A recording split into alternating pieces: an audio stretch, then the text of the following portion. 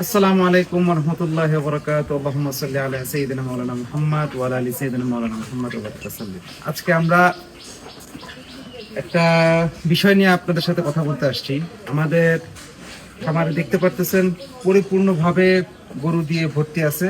আর বর্তমানে রমজান মাস চলতেছে, যার কারণে আমরা সিএম সাধনার মাসে আমরা সবকিছুর সাথেই সম্পৃক্ত থাকি, সাথে আমাদের ব্যবসার সাথে সম্পৃক্ত থাকা লাগে। তো এখানে দেখতে পারতেছেন এই লাইনে আমাদের 31টা গরু আছে।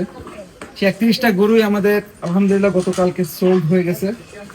তো এই গরুগুলো আমরা 10 থেকে 15 দিন আমাদের কাছে রাখবো। যে কিনছে তা সে আমাদের কাছে রাখতেছে।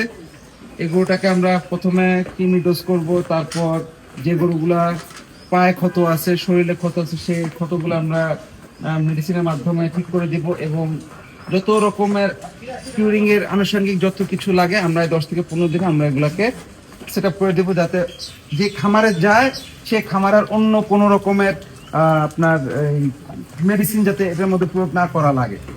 আশা করি ইনশাল্লাহ যে পজিশন এখন আমাদের গরুগুলা আছে এগুলা খুবই ডিহাইড্রেট অবস্থায় ছিল, এখন ওই তুলনায় খাওয়া দাওয়া ধরছে, প্লাস ওদের গোবরগুলো এখন আগের থেকে অনেকটা সফট হয়ে আসতেছে, এবং শরীরে যে রস আসতেছে সেটা একদম আমরা স্পষ্ট দেখতে পারতেছি। সো আমরা এ পর্যন্ত আজকে